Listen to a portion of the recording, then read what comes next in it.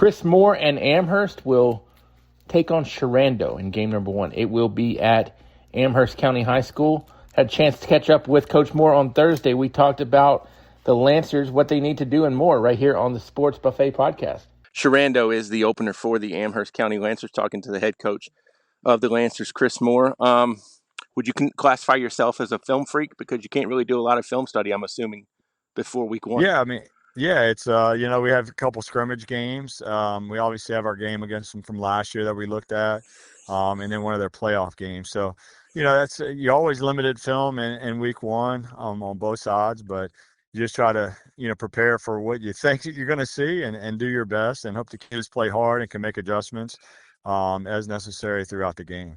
What have you seen out of the scrimmages that made you feel better about your team that maybe you didn't know was there, if that makes sense? Well, yeah, I mean, I thought in the first scrimmage, we really had good fundamentals in the first scrimmage. I mean, obviously, we still had, some holding penalties here and there.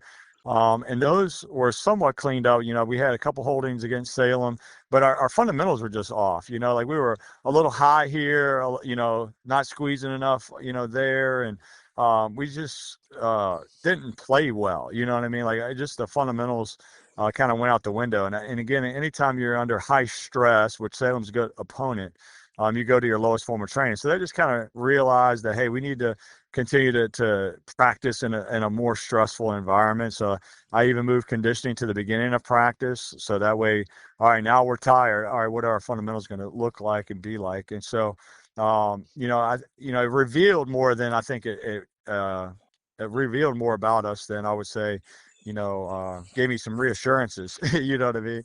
So, and you want those things revealed in scrimmages. So that way, when we play Sherando tomorrow, it will hopefully have those things fixed. Well, you kind of hit the nail on the head. When things are going bad, we still have to go to fundamentals. Let's say, hypothetically, you get down by a score or 2. We still got to go to fundamentals rather than try to get that back in one play. Easier said than done, I assume. Yeah, definitely. And I felt like, our kids last week against Salem, we went down early, and instead of kind of focusing on doing our job, we try to do other people's jobs. And nothing's ever going to work when you're trying to do more than your job. And so, like, when you're out there, you're one of 11, and your job is as important as anything else. And so to do that with great fundamentals, great hand placement, great eye discipline, those kind of things like have to take place every play, or a good opponent will expose you. And so I thought, our guys, regardless of whether you're up a score, down a score, or 2 scores, 5 scores, it doesn't matter, man. Play the play. The most important play in football is the next play, and doing that to the best of your ability, making corrections from one rep to the next. It has to take place at a faster rate. Players lose a football game or lose a play. What do you want to see them at emotionally after that, if that makes sense?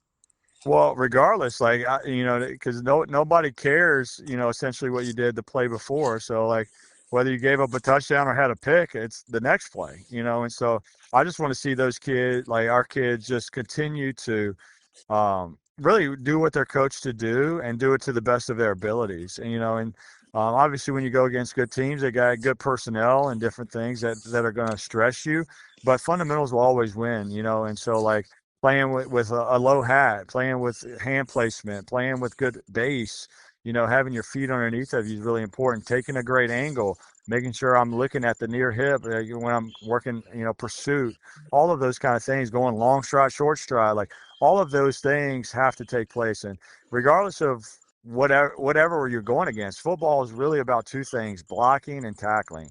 And if you don't have good fundamentals in those, it's going to be a long night. And so continue to stress those things, regardless of what happened the play before. We kind of hit on this every which way, but how important is it that Amherst worries about Amherst on Friday night? Yeah, I mean, I think we're talented enough. We can beat anybody on our schedule, but we also can lose to anybody, and it's you're skirting that line. And so we can't give our opponents anything. Like against a team like Sherando, we can't give them a cheap 5 yards, on a 3rd and 5 jumping off sides, or we can't give them, a dumb penalty down the field for a block in the back or a holding penalty because we get lazy with our feet or our hands. And so against a good team, you got to, obviously not kill yourself. And so, especially early in the season, you're still working those fundamentals and those kind of things. And so we can't allow, to give Sherando anything. When you go to sleep at night, what makes you feel good about your team? I really like our seniors for the most part. I think our young kids are progressing well. We got a couple kids on JV that dress with us, and I think they're probably getting close to varsity level guys. We got 5 or 6 of them that I think with a couple more weeks of continued improvement, I think they'll be really ready to help us on Friday nights. And so I like that young crew. I think they're hungry, they work hard, and they do a really good job. But our seniors like Jaheim and DJ, like they bring it at practice every day, and I really appreciate that. When you say progressing well and improvement, what does that mean to you? So progressing means doing a high like so. I always talk about with the kids consistency, and so what's the difference? Every NFL quarterback is talented. Like they all have talent. But what separates a Tom Brady from a Kyler Murray? Or it's consistency. So Tom Brady consistently performed well over the course of 20 years, where Kyler might have a great week. Kyler might have a great season, but can you do it over and over and over again? So consistency is what we're looking for. Like even in the young kids, I see flashes here and there. Okay, like I know he's talented enough, but can he be consistent in a stressful situation and performing? That's kind of what separates. You're a head coach, so obviously what goes on in between the lines is pretty important for you. But how also important is it to, like you said, the difference to me between Tom Brady and Kyler Murray is Tom Brady can get a lot of guys around him to play really, really well too, where Kyler might have that issue of struggle. How important is it for you to pull? I don't know if leadership is the right word, but maybe leadership. I guess that's the only word I got to your guys. How important is it for you to pull that out of your guys? Well, it's highly important. I mean, especially, you're going to face adversity, like just like we did in the Salem scrimmage. Like, there's a lot of adversity there. Okay, now who are you? You know what I mean? Can you make others around? Can you build them up rather than tear them down? I used this illustration last week, but like demolition day, when you're tearing down a house, that takes 3 to 4 days. You're just swinging a sledgehammer, and it's so easy to tear down, but it takes 8, 7, 8 months, maybe even a year to build a house. And so, like, we have to be focused on building each other up and bringing people along. And leadership is all about, carrying someone further than they can take themselves. And that's what, we all need to do, whether it's as coaches and whether as, because we all want to see each other be successful. Sure. Our success as coaches is the player's success and vice versa. The player's success is our success. So we need to always like look to build each other up. And I think a lot of our guys do that well. I still think there's obviously room for improvement. And how we talk, like in this day and age where texting is overtaken personal one-on-one, eye communication. I think we all need to learn how to, get that out of guys around us when we talk to them verbally and always putting it in a positive way, because I think it's just because we need each other at the end of the day. Final thing, what do you want to see Friday night besides that Lancers victory? Well, I want to see us play well. I saw all 3 phases we struggled against Salem, and it obviously showed on the scoreboard. And so, like, there's going to be nights, and you know this, Bob, from many years of watching high school sports, but there's going to be nights where it might be 56-49. Defense can't get a stop, but offense and special teams have to step up. It might be a 10-7 game where offense is struggling, but defense has stepped up, and then special teams have to come through.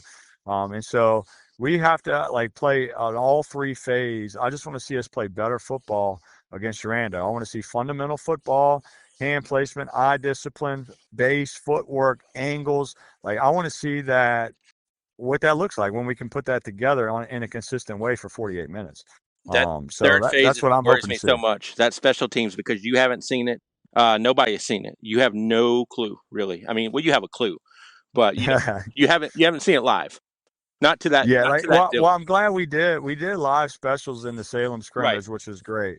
And so now Sherando has not done live specials. Hmm. So kickoff wise, I don't know if they have the same kickoff guy from last year or not. I got to see that in pregame, how deep our returners need to be, all that kind of stuff.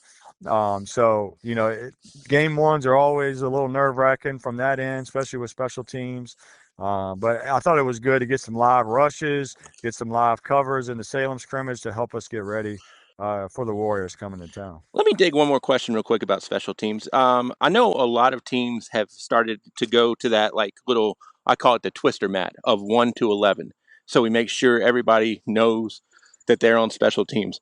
Is something like that overrated or underrated or needed or No, what? I mean, like Well, it just helps because, one of the big differences in high school and college is you don't have a 3.5 minute timeout to Right. make sure you get organized. You got literally about 55 seconds or less to get guys organized. And so it's always like we practice this every week, but like especially for a third, like going from like punt and punt return, like who's on the field for offense that's also on punt.